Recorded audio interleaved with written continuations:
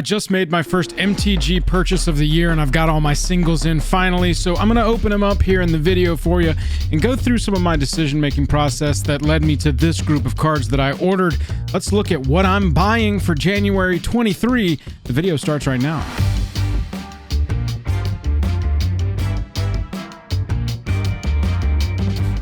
Highest level of gratitude to our patrons who power the channel through Patreon. Check out the Patreon link in the description to learn about monthly giveaways, VIP Discord access, and even our official playmat.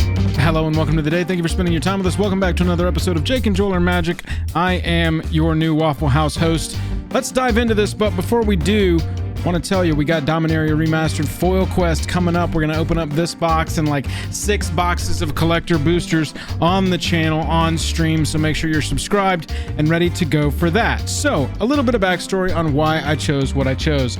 I purchased the Urza Precon, okay, and this one, if you're familiar, is all retro border stuff. So what I've been doing is going through this retro border deck, sort of upgrading it with what I want to be in it, and finding cards that previously didn't have homes. Like, this has ended up being a perfect place for me to put the retro foil signets that I got in that secret layer. Jake got me for a gift one time this signed Mystic Remora, so pretty cool place for all of these cards to end up. So what I did was I went through and at a good time, I think, went through and purchased quite a few of the singles from Brothers War. So all of these that we're looking at here are retro cards, retro border cards that I wanted for my collection. Now, the main point of these, like I said, is to go into this Urza Chief Artificer deck. They also had the companion one, the Mishra, and that one had some very good playable cards in it as well. And so I wanted to make sure that I got everything that I wanted to get from that set. Starting us off with Feed the Swarm, definitely wanted top tier removal in that retro frame, so I had to pick that one up. Herald of Anguish, this one is so dope for this deck. It's got brand new art there by David Astruga, and in an artifact strategy, especially an artifact creature strategy, this was definitely a card that I had to pick up. It was only in that Mishra Precon though. Lithiform Engine is another one. It was in the Mishra Precon, and this is to copy the triggered ability of Urza. At the end of your turn, you're creating a 0/0 colorless construct artifact creature token, and so I wanted that to be able to trigger multiple times and get some artifact synergy going, so I picked Lithiform Engine up. And then Scavenge Brawler, I'm not 100% sure if this one is going to remain in the deck, but I do know that it seems really good to me, and in this retro frame, I definitely wanted to pick it up. Strionic Resonator is kind of the same thing as our Lithiform Engine. Wanted to make sure that I could copy those abilities as many times as I could. Burnished Heart, pick up the foil of this one. So this one was in the regular set as a retro foil. The Urza artifact deck is really based in artifact creatures, and so I wanted to make sure I could pick up a 3-drop, obviously, that's got some playability because it's going to affinity Urza out a little quicker, and it's going to help me make sure that my colors on my battlefield are correct as far as lands go. So I got the foil retro schematic version of Burnished Heart. Also picked up the foil retro Precursor Golem in the schematic with the foil. Man, this looks so good. Just creating a bunch of colorless creature tokens all at once. That's really what Urza wants to be doing. The rest of the text I don't care too much about. Just getting 5 to be able to affinity Urza up for 3 is pretty sweet. And then Scrab Trawler, cheap, gets me a card from a graveyard into my hand. Little artifact return strategy. And then this foil schematic version, these look really fantastic. The first one was a little light as far as what I ordered, but as you can see, the second one has quite a few more cards in it, so let's go ahead and pop this one open and see exactly where we're at. Normally I don't like tape on my packages, but putting it right there, that's not horrible, as long as it's not going to keep me from getting the cards open that I want to get opened. So here we go. You can see the theme stays the same. Picked up that foil retro border Foundry Inspector. Oh baby, that foil schematic Plat Angel. This is the kind of card that I definitely want to be running in this deck. Big fan of that one. Sculpting Steel because it can come in as a creature.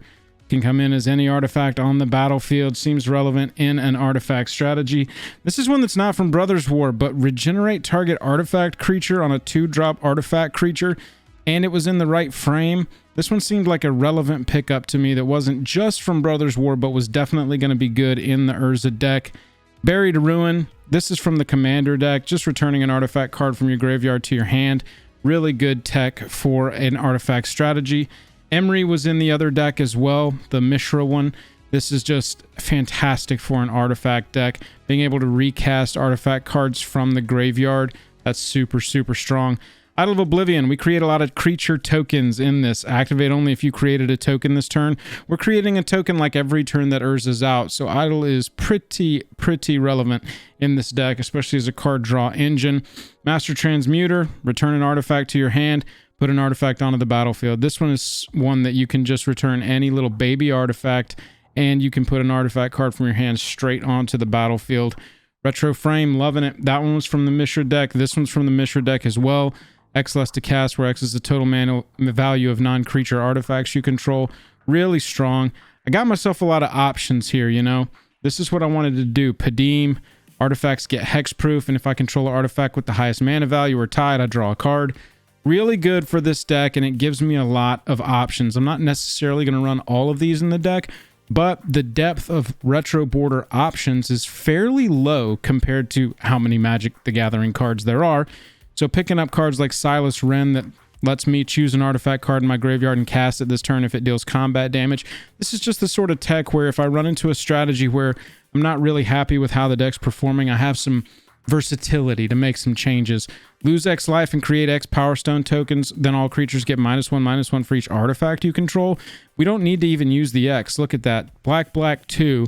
All creatures get -1/-1 until end of turn for each artifact you control. Straight up. That's all really that you need to read on there. You can do the other stuff if you want to create Power Stone tokens, but yeesh, getting a huge, nice little -1/-1 board wipe in that retro frame. That was one of the new cards that was printed straight into the precon. Thirst for Knowledge, draw 3, discard 2 unless you discard an artifact. You've seen how much in this deck so far we've got that can recur artifacts, so that's fantastic in a deck like this. Draw 2 cards at sorcery speed for hopefully what is going to be 1 blue mana. Most of the time, this should cost 1 blue mana in the deck.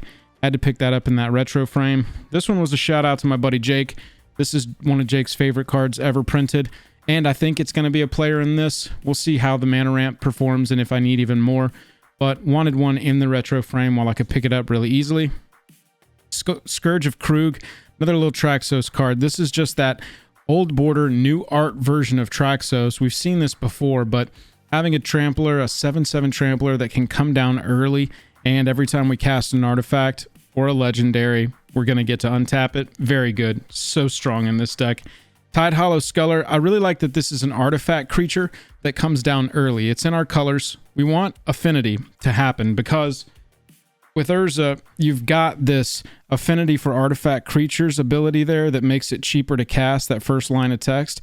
And so I was looking specifically for artifact creatures that could come down, you know, on turn 2, on turn 3, on turn 4 to make sure that we're consistently, hopefully, putting down Urza on turn 3 or turn 4 at the latest. So Tide Hollow Sculler being an artifact creature really fits. This is from Time Spiral Remastered, but I was searching for retro frames, not just necessarily good cards that I could pick up from the Mishra precons or good cards from Brothers War.